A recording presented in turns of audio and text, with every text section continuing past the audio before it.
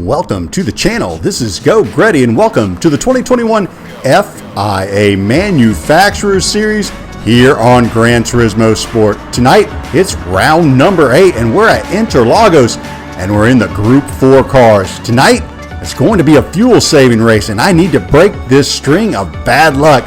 Can I do it saving gas? Well, you're going to have to stick around to find out.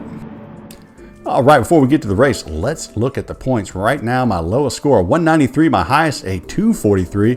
So I'm shooting to beat a 193, and if I can bring in more than 243, that would be outstanding, and the lobby opens up. And hey, door number 13, it is not top split. Good news for Greddy. I actually have a chance at doing well in a race. So all I got to do is get out there and qualify, and I'd been struggling before. I had the slipstream of Figaro.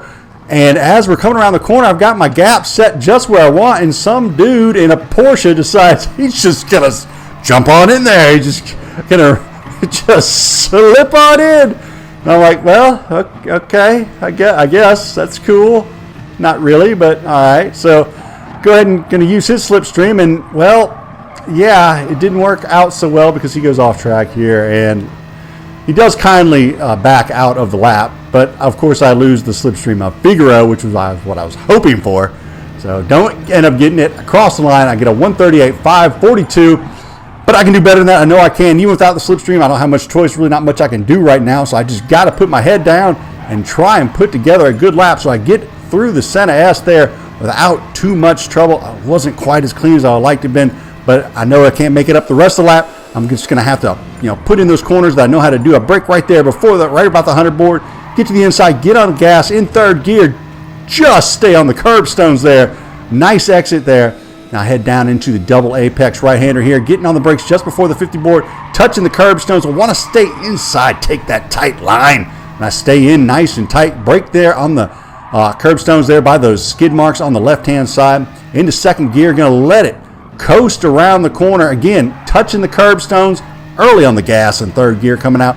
Now I'm going to put all the weight on the front end. I'm going to try and make it rotate around. I don't want to slide sideways, though, because going sideways is not going forward, and you want to be moving forward to get that good lap time. Fourth gear, coming down again, using the curbstones to help me rotate the BMW just a little bit there. Get on the brakes there where the grass turns dark green. Touch curbstones, get on the gas again, coming up out of the exit. Looking good. This lap is coming together nicely. I think it's going to be a pretty decent lap time. I would have liked to have some slipstream, but I didn't. Still, cross the line with the 138.402. I'll take it because that is going to be good for P6 to start the race. All right, time for the fast strategy. It is a no stopper on hard tires, and you better save fuel or you're not going to finish in the top half of the standing. So there you go. There you have it. No stopper, save fuel. Fuel map 6 as we were going through the introductions there. Crank it back down to 1. Got brake balance to the rear, try and save some front tires during the race, and I'm already in the slipstream of the Brazilian in the GTR, ran 1991. So unfortunately, I get on the brakes a little too early here, and I was just real hesitant through the corners. I was on those cold, hard tires, and the BMW was feeling all of her weight with that full load of fuel, and I lose the slipstream coming out the other side. Behind me, Nico 97, the Argentinian, was not happy with the fact that I'm losing slip, so he was looking down the inside. But I had to give her a full punch of throttle to stay out in front of him and make sure that I can get back into the slipstream of the GTR, which, as you can see, I am over-revving the car. Not really technically over-revving it.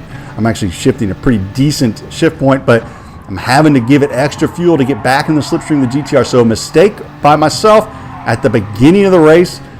Is the bad luck streak going to continue? I was door number 13. I did not like that omen.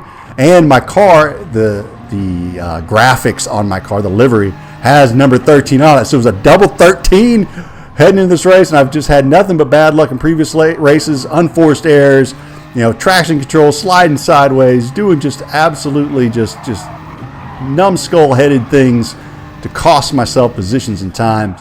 And this time, I just take it a little too cautious going in the center S, but that's okay. I figured, you know what? I'm going to get back in the slipstream. I can save fuel later, and it worked out because now I'm in the slipstream of the GTR. As you can see in the upper left side there, 0.37 and counting down. And he's got a penalty, and the gentleman from him's got a penalty. Now, he goes to the inside to protect the inside line. I had no intention to pass him right here. I was like, don't slow us down, because I'd like to be into the slipstream of Figaro after you serve your penalty. But he moves over to the left and kind of ruins the race line a little bit there for himself. So coming out of here, I am a little over 3/10 behind him and closing as we close in on the penalty zone. Now, I know this penalty is very quick here at Interlagos, and you don't lose too much time. So I get over to the right, and I know I'm going to have to brake a little bit late to slide back in front of him. I do so. I managed to get my car in front of his after he serves the half-second penalty. So good job there. Now I've picked up a position, but I've lost the slipstream of the lead pack. Not good. I've already over-revved my car to catch up the GTR behind. So I give the slipstream to the Mercedes to try and cause a little, side-by-side action with him and the GTR, and it works. So it keeps them off my tail for the next set of curves here. And so I'm putting my eyesight on Figaro. I'm like, okay, I've got to catch Figaro here, or this race is going to get really, really long, because these guys behind me are using me for fuel saving instead of me being able to use someone else for fuel saving. So if you look there on the left side, I am 1.28 seconds behind Figaro, and Figaro's probably thinking the same thing I am. He's probably trying to catch that little group up in front of him, because it looks like he's lost the slipstream as well. So I'm trying to catch him while he's trying to catch them, and I'm like, you know what? If I'm going to do it, I better do it now. So I over-rev the car again. So that's 2 laps where I'm over-revving the car where I want to be. I want to be shifting at 6,000 RPM or earlier is really where I want to be shifting. But instead, I'm over-revving the car. I'm not able to use my fuel mapping at all. It's not good for me. But, hey, look, I'm within 0.8 seconds now as we head down the center S. I was 1.2 early.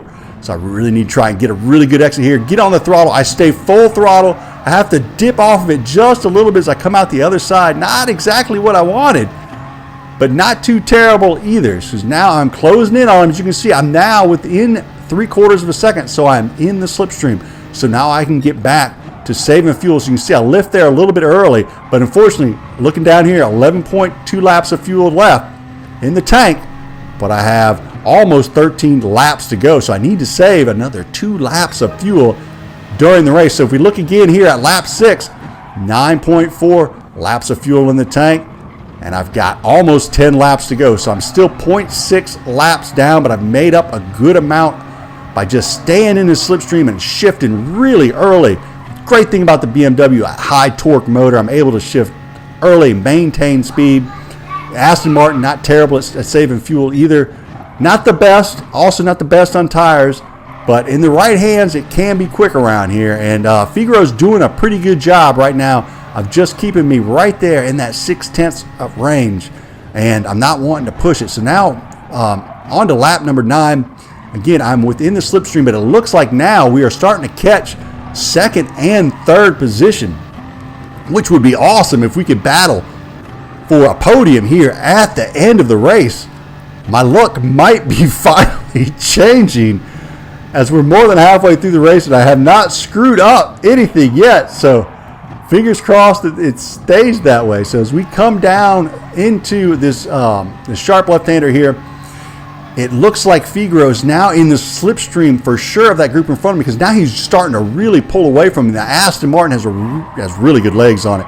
Really nice top end. That Group 4 Aston Martin was really my favorite car when it was my Group 4 car, and before they nerfed it a little bit. That car was just a great car. It was really, really quick. So now I'm kind of, crapping my pants a little bit, because I only have 6.4 laps of fuel remaining, and I have a little over, 6 laps to go, close to 7 really.